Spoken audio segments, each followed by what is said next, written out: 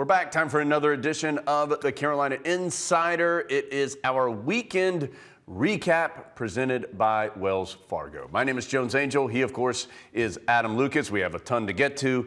Let's get started. Adam, let's head back to Saturday in Charlottesville, get going with Carolina football.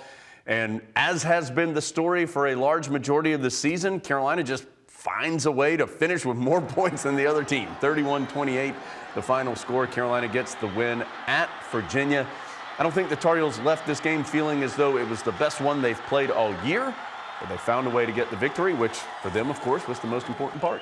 We've seen Carolina teams lose games just like this, but this year's team found a way to win it, as they have done now all 5 times on the road, all 5 times by a score or less.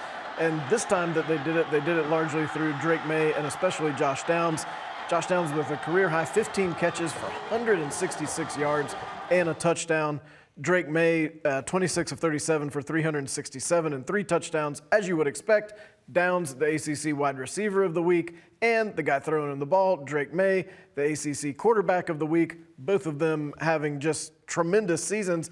But the offense getting a little help, too, from former podcast Elijah Green, who also had a big day. Yeah, Green was really the primary back for Carolina in this game, had 91 yards rushing. That's a career high for him. Had a career high 22 yards receiving. That all came on one play, a swing pass that he took for a touchdown. So 2 touchdowns for him and the career highs in yardage, both rushing and receiving. Carolina wins it 31-28. Said Gray with a nice game as well. He had a career-high 16 tackles.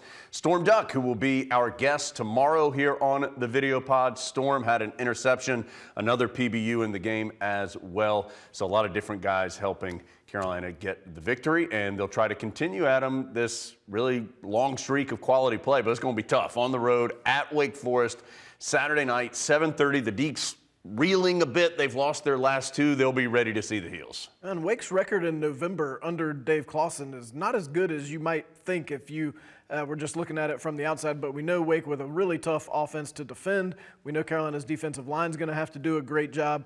We also know there are still tickets available for that game in Winston-Salem. Mac Brown's made a big point of what a difference the Tar Heel fans made who went to Charlottesville this past weekend, hoping to see a big Carolina turnout in the Trat. You can go stop by Dewey's on your way to Wake Forest and watch the Tar Heels hopefully get yet another big road win. 7:30 again that time on Saturday night. Radio-wise, we'll be on the air at 6:30, and it is a potential with a win. Carolina clinches the Coastal Division and would qualify for that ACC championship game. Tar Heels need just 1 win in their final 3 games to do that, or have Duke and Georgia Tech lose 1 more time. Of course, the Tar Heels would much rather just take care of business themselves. First opportunity Saturday night.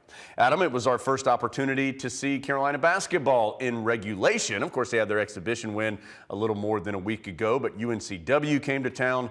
A great crowd in the Smith Center, nearly 20,000 for a 9 o'clock Monday night game against the Seahawks. And the good news is they saw a Tar Heel win. The not quite as good news is it just wasn't a real attractive game. UNCW really made a point to make this a slower, physical game, and to their credit, they achieved that. Tar Heels did win by 13, but not a real attractive ball game on Monday night. Anytime that you set record lows in assists, Carolina only had 4, which was the Tar Heels' lowest since 1980. And the other team chips in and only has 3 assists, which was the lowest for a Tar Heel opponent since 1975. You're talking about a historically not great game. Caleb Love talked after the game about just how tough Wilmington made it for Carolina to get into their offense. They just never really felt comfortable. Love finishes with 17 points, as does R.J. Davis. Armando Bacot, no double-double, stopped the presses, limited by some foul trouble. He did finish with 16 and 9. I think it's safe to say the win over UNC Wilmington, not a game we're going to be sitting here talking about in February. We'll learn a lot more about Carolina in the weeks and months to come, starting Friday night against College of Charleston. Most importantly, though, Tar Heels won the game. You see it every year across the country, happen in the ACC. Florida State got nipped where, especially in these early games, it's just college basketball is just different than it used to be. When you have teams that have a bunch of transfers that come in, it's just a different animal to tackle early in the year. Carolina fought through some tough play and ended up winning by 13, so that's good. Adam said College of Charleston up next, 7 o'clock on Friday night in the Smith Center. We'll be on the air at 6 p.m. on the radio. Also worth noting, if you're coming to the game, and if you're thinking about coming to the game, hope you will, Adam, going to honor Lenny Rosenbluth, of course, one of the all-time greats for Carolina basketball. Lenny passed away this past summer, and going to honor his life at halftime of this game. Of course, if you've been coming to Carolina games the last few years, you've seen Lenny and his wife Diane right over there behind Jones and Eric near midcourt at the Smith Center. Quite a few members of Lenny's family are going to be in town, former teammates. Joe Quigg, Tommy Kearns also going to be in town. So nice night to honor Lenny and all that he meant for the program. Just a huge impact on everything Carolina basketball.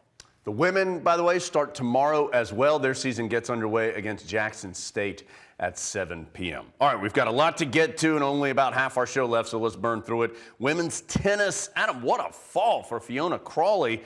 Just dominating play for her over the last couple of weeks. Fiona Crawley, individual wagon?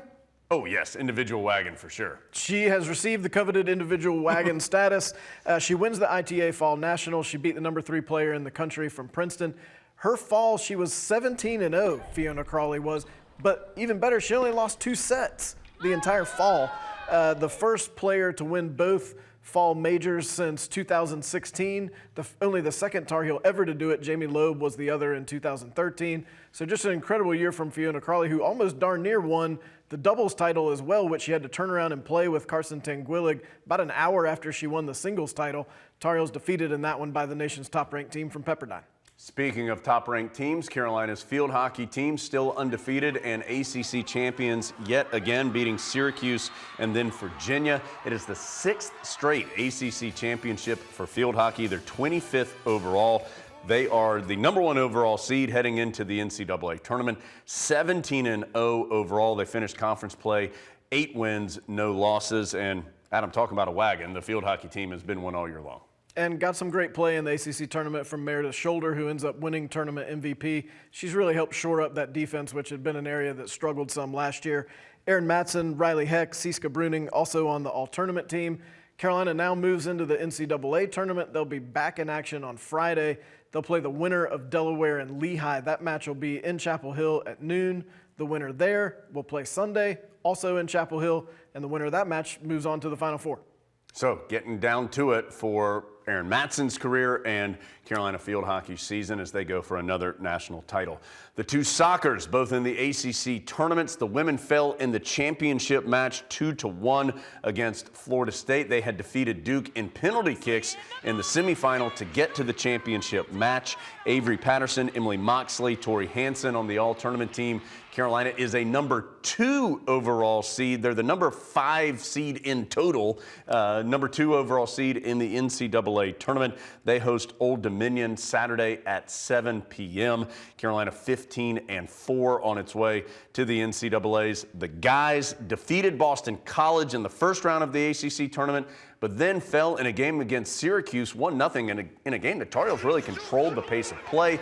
They had 4 shots. Syracuse had just 1, but the one that Syracuse took, it made, and they win it 1-0. So the Tar Heels now await their NCAA tournament fate. The selection show for the guys is next week. Adam, also volleyball and swimming competing here recently to close us out. Volleyball swept Notre Dame, first sweep over the Irish in 8 years, beat them on Friday. But then still on the road, went to Louisville on Sunday, lost to the number 5 Cardinals. Mabry Schaffmaster with her 12th double-double. She's playing really well, another former pod guest. And then in swimming, former pod guest continuing to just dominate the athletic landscape. We have a head-to-head pod battle on the 3-meter diving board between Aranza Vasquez. She edged out Emily Grund by 2 points to win that, as both the men and the women beat South Carolina here in Chapel Hill this past weekend. So a busy time of year. It continues again this week. The women's basketball start their season Wednesday night, 7 o'clock. The guys back in action in the Smith Center Friday night at 7 o'clock. Big football game in Winston-Salem Saturday evening at 7:30. We'll have footage of all those games and a lot more when we see you next time on the Carolina Insider.